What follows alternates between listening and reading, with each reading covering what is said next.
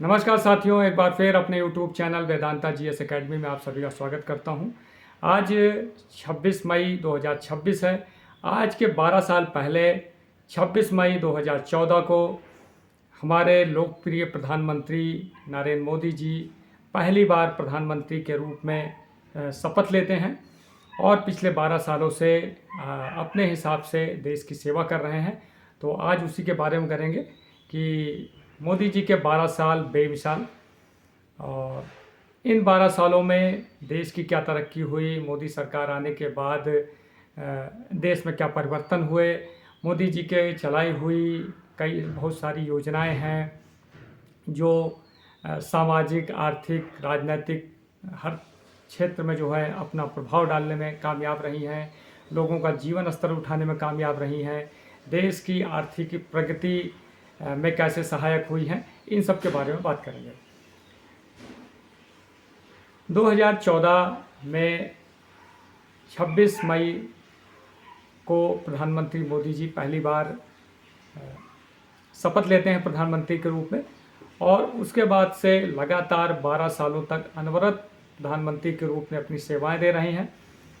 2014 में प्रधानमंत्री बनते हैं, फिर दोबारा 2019 में प्रधानमंत्री बनते हैं, फिर दोबारा 2024 में प्रधानमंत्री बनते हैं। 2014 में बीजेपी की 282 सीटें आती हैं। 2019 में बीजेपी 303 सीटें जीतने में कामयाब होती है और 2024 में इसमें एक डेंट लगता है और बीजेपी 242 सीटों पर जाके अटकती है। लेकिन इन तीसरे काल में मोदी जी जिस तरह के फैसले रहे हैं और जिस तरह वो काम कर रहे हैं, वो कहीं से नहीं लग रहा है कि मोदी जी किसी दबाव में हैं या गठबंधन सरकार चला रहे हैं। गठबंधन सहयोगियों का किसी प्रकार के उनके ऊपर दबाव है, क्योंकि बिहार के नीतीश कुमार जेडीयू और आंध्र प्रदेश की टीडीपी उनकी प्रमुख सहयोगियों में हैं। बाकी एनसीपी, शिवसेना और भी कई छोटी छोटी पार्टियां, लोकदल, ये सब, लोजपा, ये सब पार्टियां जो हैं बीजेपी के साथ गठबंधन सहयोगियों में हैं। लेकिन तीसरे कार्यकाल में मोदी जी और कड़े फैसले और तेज़ी से फैसले ले रहे हैं जो देश की विकास में सहायक हो। 2014 में प्रधानमंत्री बनते ही मोदी जी ने पिछले उस 5 सालों में जो देश के नीतिगत बदलाव रहे हैं और जो ग्राउंड पे दिखने वाला विकास था, वो मोदी जी ने वो सारी योजनाएं उस समय चलाई। जनधन योजना, प्रधानमंत्री आवास योजना, बिजली पहुंचाने की, हर घर बिजली की व्यवस्था, लोगों को किसान सम्मान निधि, स्वच्छता के लिए सभी घरों में शौचालय की व्यवस्था करना, ये सब चीज़ें जो है, और ये सारी व्यवस्थाओं में वो 5 साल मोदी जी निकाला। और उसके बाद 2019 के बाद जब दोबारा प्रधानमंत्री बनते हैं तो पिछले 70 सालों की जो जम्मू कश्मीर की समस्या होती है, धारा 370-35A को लेकर उसको हटाना हो और जम्मू कश्मीर को 2 भागों में विभक्त करके केंद्र शासित प्रदेश बनाना हो, ट्रिपल तलाक हो, राम मंदिर का मुद्दा हो जो बीजेपी का कोर मुद्दा रहता है, सीसीए हो, ये सब चीज़ें। और उसके अलावा देश के अंदर बहुत सारे इंफ्रास्ट्रक्चर प्रोजेक्ट, चाहे एयरपोर्ट का निर्माण हो, चाहे बड़ी लंबी दूरी की रोड इंफ्रास्ट्रक्चर का निर्माण हो, रेलवे का आधुनिकीकरण हो, रेलवे का 100% बिजली विद्युतीकरण हो, ये सब योजनाएं रहीं। और सुरक्षा के दृष्टि भी बहुत काम किया इस सरकार ने। 2014 के पहले जिस तरह की स्थिति थी, कोई महीना ऐसा नहीं जाता था कि भारत के किसी शहर में बम ब्लास्ट ना हो, कोई आतंकवादी घटना ना हो, और इसमें जनहानि तो होती ही थी और भारत की एक तरह से असुरक्षित का वातावरण बनता था। लेकिन पिछले 12 सालों में जिस तरह सुरक्षा की दृष्टि से सरकार ने काम किया है, जाजूद भी कभी सुनाई देता है कि कोई छोटा मोटा कहीं बम ब्लास्ट हो गया, कोई झड़प हो गई, और नक्सलवाद की समस्या को ख़त्म करना, जम्मू कश्मीर से आतंकवाद की कमर तोड़ना है, पूर्वोत्तर राज्यों में जो बहुत सारे संगठन बने हुए थे जो उग्रवादी संगठन थे उनको मुख्य धारा में लाना, ये सब कई सारे काम हुए जो भारत के एक शांत प्रिय, सुरक्षित और विकसित भारत बनाने के अग्रसर है। तो उसी के बारे में आगे पिछले 2014 के पहले 10 सालों में मनमोहन सिंह की सरकार रहती है। मनमोहन सिंह की सरकार 5 सालों तक पहले टर्म में अच्छा काम करती है और कई सारे बड़े फैसले देश के विकास में लेती है। खासकर ग्रामीण क्षेत्र के विकास के लिए मनरेगा जैसी योजनाएं लागू की जाती हैं या अमेरिका के साथ परमार डील होती है। ये सब चीज़ें होती हैं उस समय और काफ़ी अच्छी सरकार। लेकिन जब दूसरा टर्म मनमोहन सिंह का होता है तो उन 5 सालों में मतलब एक तरह से कुर्सी बचाने की लड़ाई और किसी भी तरह सत्ता से चिपके रहना और उसके बाद 2G 4G कोयला जीजाजी ये सब कई सारे घोटाले होते हैं और एक अराजक स्थिति, महंगाई, मतलब जनता उस 5 सालों में त्रस्त हो जाती है। और उसके बाद एक नए नेता का, करिश्माई नेता का उदय होता है। वैसे मोदी जी उसके पहले 12 सालों तक गुजरात के मुख्यमंत्री के रूप में गुजरात मॉडल को उन्होंने खूब मतलब गुजरात मॉडल को पेश किया भारत के सामने, देश के सामने, और फिर वो उभर के आते हैं और फिर देश की सत्ता के काबिज होते हैं। और उसके बाद लगातार मोदी जी 12 सालों से सत्ता पे काबिज हैं। आज उनको 12 साल हो गए हैं सत्ता में रहते हुए। प्रधानमंत्री के रूप में मोदी जी लगातार 3 टर्म से प्रधानमंत्री हैं और उनसे ज़्यादा प्रधानमंत्री का अगर कार्यकाल अब किसी का है तो वो पहले प्रधानमंत्री जवाहरलाल नेहरू हैं। और जिस तरह वो काम कर रहे हैं और स्वस्थ रहें और भगवान उनको लंबी आयु दें, तो आने वाले समय में उसका भी रिकॉर्ड 2029 तक उसका भी रिकॉर्ड वो तोड़ देंगे। तो उसी के बारे में बात करेंगे, कौन सी प्रमुख योजनाएं रहीं जो मोदी जी ने इन 12 सालों में लागू की और जो देश के विकास के लिए गेम चेंजर बनी। पिछले 12 सालों में मोदी सरकार ने भारतीय राजनीति में अर्थव्यवस्था, समाज और विदेश नीति के लिहाज से बेहद ऐतिहासिक और उथल पुथल भरे वैश्विक परिदृश्य में कई अहम फैसले लिए हैं। जो इसमें कश्मीर में अलगाववाद, विद्रोहियों को जो चारा मुहैया कराने वाला अनुच्छेद 370 था उसको ख़त्म करना हो। इसके अलावा मोदी सरकार ने पिछले 12 सालों में कई सारे ऐसे फैसले लिए हैं जो गेम चेंजर रहे हैं।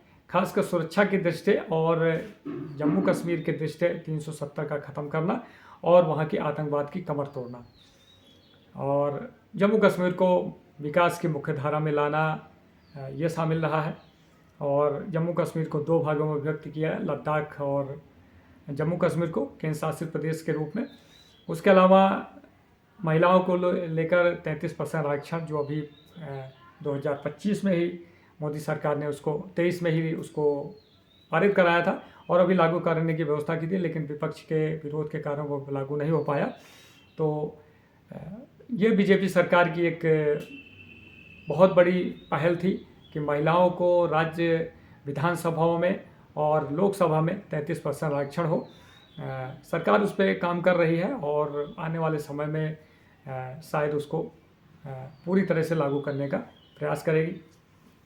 इसके अलावा प्रधानमंत्री ने जब नोटबंदी का फैसला लिया 8 नवंबर 2016 को, प्रधानमंत्री का वो जो 8 बजे का भाषण था जो किसी के जहन में ये मतलब भूलने वाली चीज़ नहीं है, जिसमें उन्होंने एक बड़ा ऐतिहासिक फैसला लेते हुए देश के अंदर 500 और 1000 के जो नोट थे उसको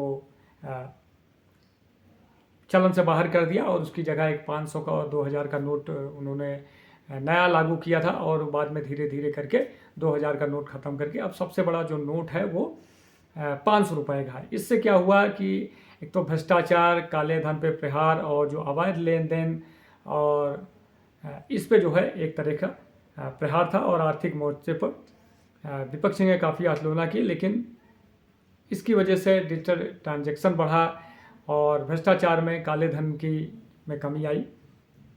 इसके अलावा जीएसटी का फैसला एक देश एक टैक्स के रूप में सरकार ने 1 जुलाई 2017 को आधी रात को देश के अंदर एक देश एक टैक्स के रूप में जीएसटी को लागू किया।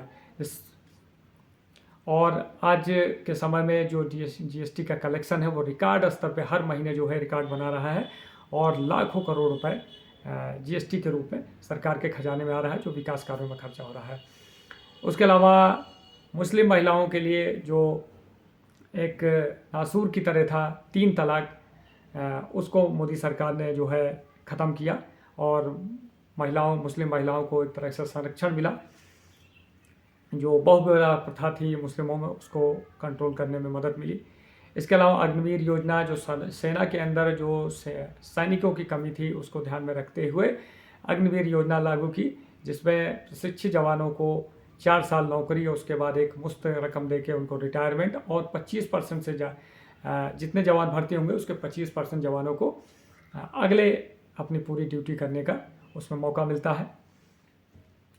इसके अलावा भाजपा का जो कोर एजेंडा था और भाजपा जिसकी लड़ाई जो है अपने स्थापना के बाद से ही लड़ाई लड़नी शुरू की, राम मंदिर का मुद्दा, उसको जो है 22 जनवरी 2024 को अयोध्या में भव्य राम मंदिर की प्राण प्रतिष्ठा और सुप्रीम कोर्ट की लड़ाई, मतलब एक तरह से इसको राम मंदिर के मुद्दे को ज़मीन से लेकर और राम मंदिर के प्राण प्रतिष्ठा तक बीजेपी ने उसको उसके गंतव्य तक पहुंचाया। तो एक ये बहुत बड़ा काम हुआ भारत के सांस्कृतिक और धार्मिक और सनातन संस्कृति की रक्षा के नज़रिए से। इसके अलावा नागरिक संशोधन कानून CCA सरकार ने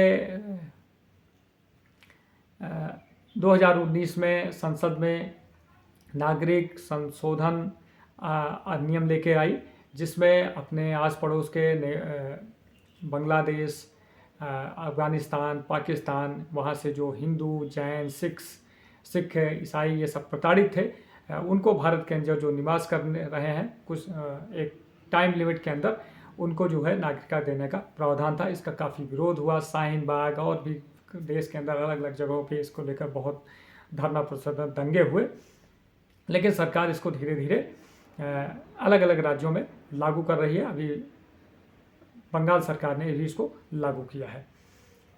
इसके अलावा भारत में जो आज हम किसी छोटी से छोटी दुकान और बड़े बड़े मॉल सेंटर में जो मोबाइल से पेमेंट है, जो भारत का आर्थिक रूप से डिजिटलीकरण हुआ है, डिजिटल पेमेंट का लेन देन बढ़ा है, ये मोदी जी का 2015 में डिजिटल इंडिया अभियान के तहत जनधन, आधार और मोबाइल ऐप, इसकी ट्रिनिटी तस्वीर बदल दी है। और भारत के अंदर आज चाहे छोटे से गांव में हो, पहाड़ों पे हो, कहीं भी हो, आप नाव की सवारी कर रहे हैं, नाव से कहीं जा रहे हैं, उसको आप 10 रुपये देना है तो आप डिजिटल पेमेंट कर सकते हैं। तो मतलब एक पैसे लेकर जेब में चलने की ज़रूरत नहीं है, आपके पास मोबाइल हो और उस मोबाइल से आप कहीं भी पेमेंट कर सकते हैं। तो ये एक बहुत बड़ा आर्थिक रूप से बड़ा काम हुआ। और इसी के तहत जनधन के खाते खोले गए, जिसके पास कागज़ नहीं थे, प्रूफ के तौर पर बैंकों के अंदर खाता भी खुलवाना एक टेढ़ी की थी, तो सरकार ने एक जनधन योजना लागू की और इसमें 30 करोड़ से ज़्यादा लोगों के खाते खोले गए और लाखों करोड़ रुपए इसमें जमा है। और इसी की वजह से यह डिजिटलीकरण जो हुआ, इसी की वजह से संभव हुआ। और आर्थिक रूप से एक तरह से समृद्धि और जो सरकार की योजनाएं होती हैं, जो डायरेक्ट बेनिफिट ट्रांसफ़र है, चाहे वो किसान समृद्धि निधि हो या महिलाओं को आर्थिक सहायता देना हो, ये सब चीज़ें जो है, या सब्सिडी देनी हो, ये सब चीज़ें अब इसी जनधन खातों की वजह से सुचारू रूप से चल रहा है। इसके अलावा देश के सुरक्षा के दृष्टि से मोदी सरकार ने पिछले 12 सालों में बहुत काम किया है, चाहे सेना का आधुनिकीकरण हो या भारत के अंदर आए दिन बम धमाके हो, भारत के अंदर आए दिन आतंकवादी घटनाएं हो, उस पर एक तरह से काफ़ी हद तक कंट्रोल किया है। और पाकिस्तान जो हमारा पड़ोसी है, आए दिन भारत में कुछ ना कुछ अपनी गलत मंशा से चीज़ें करता रहता है, तो उसको ध्यान में रखते हुए सरकार ने काफ़ी अच्छा काम किया, चाहे वो सर्जिकल स्ट्राइक हो, चाहे एयर स्ट्राइक हो, चाहे ऑपरेशन सिंदूर हो, और हर पाकिस्तान को हर फोरम पे घेरना हो, उसको आतंकवादी राष्ट्र के रूप में चिन्हित करना हो, ये सब काम सरकार ने बहुत अच्छे ढंग से किया है। इसके अलावा सवर्ण जातियों को 10% आरक्षण देने का फैसला हो। 2019 में जनवरी में सवर्ण जातियों को आर्थिक आधार पर 10% आरक्षण देने का फैसला किया गया। इससे सवर्ण आरक्षण विधेयक दोनों सदनों में पास कराकर कानूनी अमली जामा पहनाया गया और सवर्ण समुदाय के लोगों को सरकारी नौकरियों, शिक्षण संस्थाओं में प्रवेश में आर्थिक आधार पर 10% आरक्षण देने की व्यवस्था मोदी सरकार ने की। इसके अलावा देश के अंदर एक शिक्षा नीति, राष्ट्रीय शिक्षा नीति से लागू करना सरकार ने पिछले 34 सालों में देश की शिक्षा व्यवस्था में आमूलचूल बदलाव करते हुए नई शिक्षा नीति लागू की गई है। जिसके अलावा सरकार ने अंग्रेजी के ज़माने से चले आ रहे आपराधिक कानून आईपीसी, सीआरपीसी और एविडेंस एक्ट को बदलकर भारतीय न्याय संहिता बीएनएस को जैसे नए कानूनों को लागू किया और देश में कानूनी इतिहास में औपनिवेशिक का बड़ा कदम माना गया। मतलब जो आईपीसी की धारा थी इनको बदल के इनको बीएनएस किया गया है। तो इस तरह सरकार ने जो है काफ़ी मतलब वो सारे काम किए हैं। जो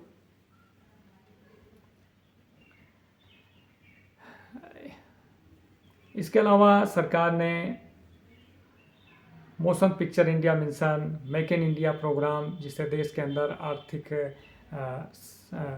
मतलब देश के अंदर ज़्यादा से ज़्यादा चीज़ों का उत्पादन होना हो।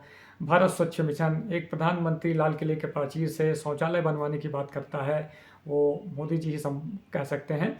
और पूरे देश के अंदर करोड़ों घरों में शौचालय का निर्माण सरकार के द्वारा किया जाता है। स्वच्छ भारत मिशन, न्यूनतम ग्राम आदर्श योजना, समयो जयते योजना, बेटी बचाओ बेटी पढ़ाओ, लड़कियों को स्कूली शिक्षा और उनका समाज के अंदर जो उनके साथ जाती होती है उसको रोकथाम के लिए, हृदय योजना, मुद्रा योजना, उज्ज्वला योजना। हाँ, 9 करोड़ से ज़्यादा घरों में सरकार ने उज्ज्वला योजना के द्वारा गैस सिलेंडर और चूल्हा मुहैया कराया। और ग्रामीण क्षेत्रों में खासकर जो है जो धुएं महिलाओं को खाना पकाने के लिए लकड़ी और धुएं का सामना करना पड़ता था, उनके स्वास्थ्य खराब होता था, उसके तहत जो है सरकार ने उज्ज्वला योजना के तहत सिलेंडर मुहैया कराया।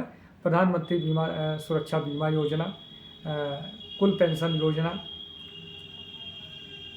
इसके अलावा जीवन ज्योति बीमा योजना, स्मार्ट सिटी, शहरों को आधुनिकीकरण और वैश्विक नज़रिए से जो शहर की एक परिभाषा होती है उस नज़रिए से शहरों के अंदर स्वच्छ पेयजल, रोड, मेट्रो, रेलवे, एयरपोर्ट और आधुनिक सड़कें और आधुनिक व्यवस्था जो है देने वाली बात।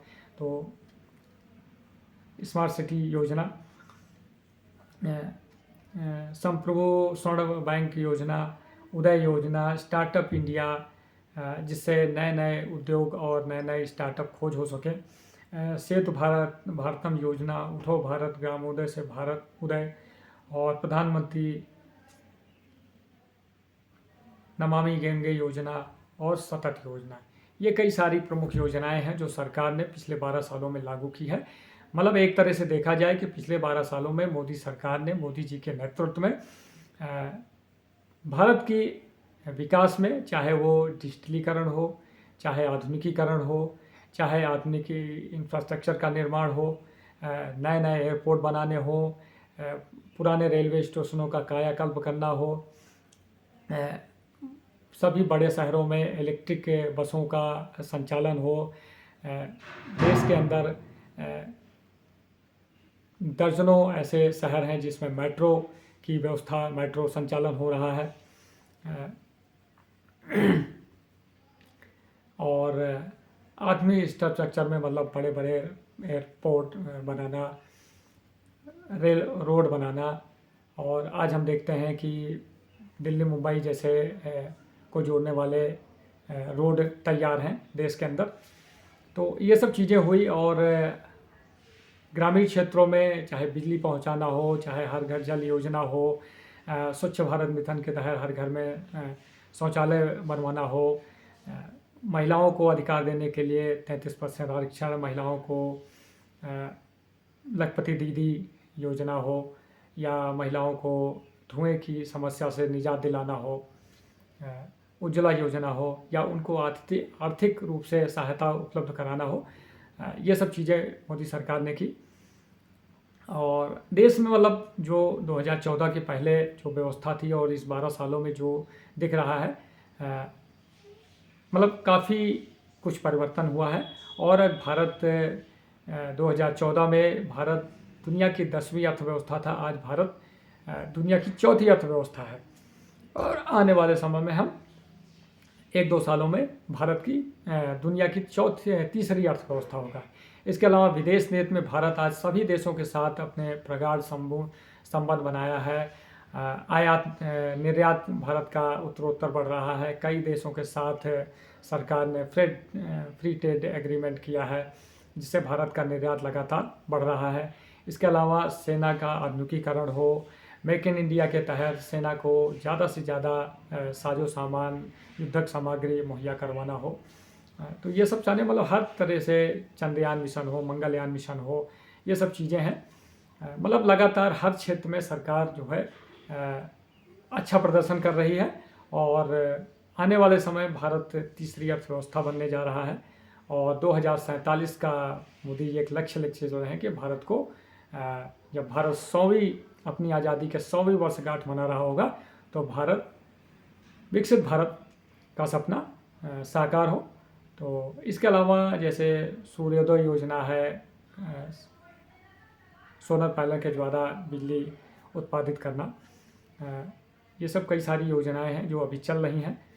तो इन 12 सालों में ये मोदी जी के जो 12 साल बेमिसाल रहे हैं, और आने वाले समय में मोदी जी स्वस्थ रहें, दीर्घायु हों और ऐसे ही काम करते रहें, और भारत का मस्तक दुनिया में ऐसे ही ऊंचा रखें, और भारत ऐसे ही विकास की दौड़ में बना रहे। तो आज के लिए इतना ही। ये मेरा यूट्यूब चैनल है, इसको ज़्यादा से ज़्यादा आप लोग लाइक करिए, सब्सक्राइब करिए, शेयर करिए। धन्यवाद। जय हिंद।